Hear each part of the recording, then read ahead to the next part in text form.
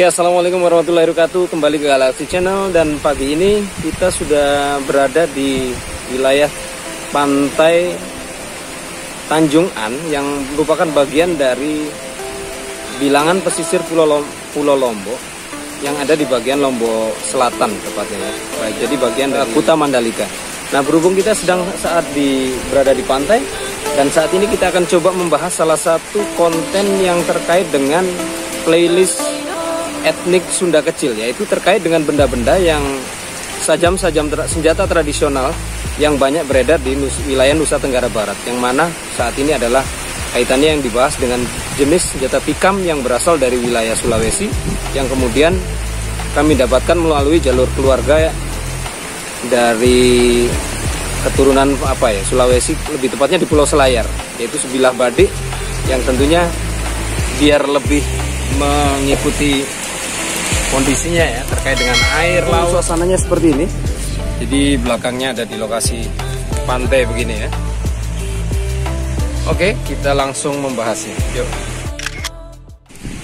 Nah, jadi seperti ini teman-teman. Ini adalah sebilah badik yang memang saya peroleh, badik perdana ya, lebih tepatnya yang saya peroleh semenjak sudah dari sekitar tahun berapa ya, 90 atau 89an sekitar itu ya. Jadi hampir sudah berkisar 30 tahun lebih pada saat di Malang.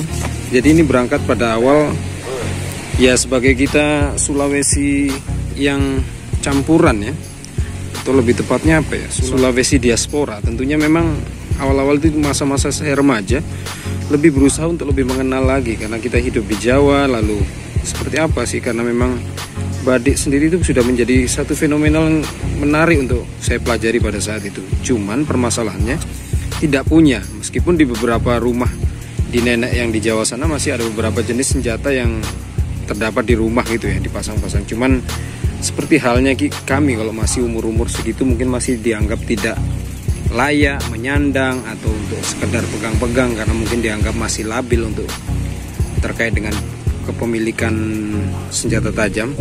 Padahal itu sih sebenarnya lebih kepada tujuan pengenalan budaya. Tapi sampai akhirnya ketika saya menyempatkan meminta pada bapak yang memang kebetulan saat itu masih, karena tugasnya di bagian kerja di militer ya, jadi kadang pulang ke Sumbawa, tempat yang juga ke Sumbawa Barat, yang juga dimana di sana adalah kumpulan dari beberapa alur-alur keluarga yang terdapat dari tanah Selayar. Nah, akhirnya saya dibawakan sebilah badik ini. Kecil ya, cukup kecil karena bilanya hanya sepanjang 13 cm. Jadi seperti ini bisa dilihat lebih detail lagi. Secara fisik dia baik banoangnya maupun pangulu, sepertinya ini menggunakan total kayu kemuning. Yang tadinya memang ini ada, saya pikir sebilah bambu atau apa, tapi ternyata adalah sama kemuningnya.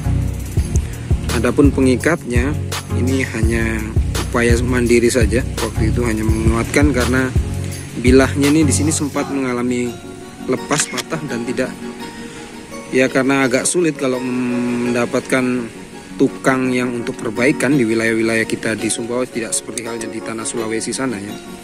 Jadi kita hanya sekedar ikat seperti ini. Baik, kita akan berikutnya membahas seperti apa sih bagian dalamnya. Nah, jadi seperti ini bisa dilihat penampakannya. Saya sendiri belum paham ya secara pamor ini dia dijuluki apa kalau di tanah Sulawesi sana. Apakah ini yang dimaksud dengan urat tuwo seperti itu? Jadi ini mungkin besi model tumpuknya itu ya, sambang atau apa istilahnya itu. Nah, ini kalau dari baliknya. Jadi ini memang termasuk jenis-jenis badik tua. Nah, di pangulunya sendiri ini memang sempat sudah mengalami retak. Ya, mudah-mudahan masih bisa dipertahankan secara keorisinalitasnya tanpa upaya untuk mengganti yang baru. Jadi tidak ada kalasanya atau apa di sini yang disebut bagian dari pembatas di sini, bagian pangulu cukup polos seperti ini. Nah, pada saat awal pengenalan saya baru sekian tahun dari 10 tahun terakhir ya, baru ketika ketemu dengan sahabat asal Bone yang waktu itu agak menjelaskan bahwasanya badik ini termasuk pada pakem tipe badik dari Maros. Ya kurang lebihnya mungkin itu yang saya pahami ya dari semenjak awal dapatnya atau dari penjelasan teman tadi.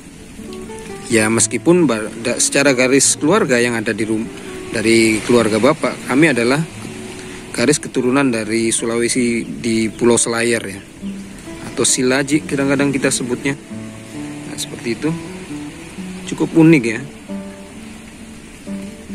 Nah kalau secara titik imbangnya masih lumayan, dia masih ini masih ada titik keseimbangannya, kalaupun berdiri juga masih bisa. Oke. Nah sedikit berita kisah yang menarik ketika pada saat saya menerima ini. Jadi oleh ibu yang sudah almarhum ya, ibunda saya, waktu itu sempat kami disarankan untuk dibawa ke salah satu paman yang ada di Malang sana.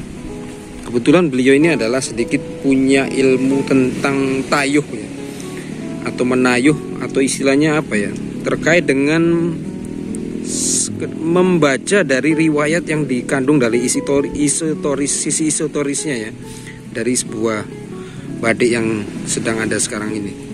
Jadi waktu itu ketika saya bawa ke sana ke beliaunya, almarhum juga Pak Lik Marjuki namanya waktu itu. Jadi waktu kami bawa, nah apakah saya tanya apakah memang ini bahan besinya memang sudah habis termakan usia atau bagaimana. Tapi menurut beliau sih sepertinya ini memang tidak rusak, tapi memang dia seperti ini adanya. Meskipun pada bagian pangkal dari bilah ini bisa dilihat dia masih bilahnya masih utuh sini. Lalu kemudian ke depannya sini baru ada serat-serat seperti ini ya. Nah akhirnya waktu itu disarankan untuk kemudian coba ditinggalkan dulu badik ini untuk sekian hari. Nanti kalau sudah kira-kira 3 hari nanti datang lagi ke sini katanya begitu. Nah akhirnya pada hari yang disepakati 3 hari kemudian kami ke sana ke rumah itu untuk sedikit menanyakan tentang perihal apa sih yang sudah terbaca dari riwayat si badik kecil ini. Jadi akhirnya ada satu ungkapan yang cukup menarik pada saat badik ini ditayuh. Itu ada satu kisah yang disebutkan bahwa badik ini sendiri seolah menunjukkan apa ya, ada gambaran dari orang yang sedang menimba air, yang artinya kalau dari kepercayaan orang Jawa terkait menimba air itu adalah dikaitkan dengan sektor usaha, atau mungkin badik ini lebih dikaitkan untuk pegangan para pedagang atau bisnis seperti itu ya, kurang lebih seperti itu. Allahu alam sih, entah bagaimana dari teman-teman yang ada di Sulawesi yang kebetulan misalnya melihat tayangan ini, mungkin bisa sedikit memberi gambaran atau pencerahan di kolom komentar. Nah sambil salah satu tambahannya ada disebutkan dengan adanya suara-suara ombak yang katanya dikatakan ada semacam suaranya banyu segoro kalau orang Jawa bilangnya gitu ya, hempasan-hempasan air, riak-riak gelombang yang mungkin dikaitkan dengan itu, salah satu latar dari kelompok kaum Bugis, suku Bugis yang memang suka berlayar dan menempuh pulau ke pulau dengan tujuan berdagang maupun tujuan-tujuan lainnya tentu saja.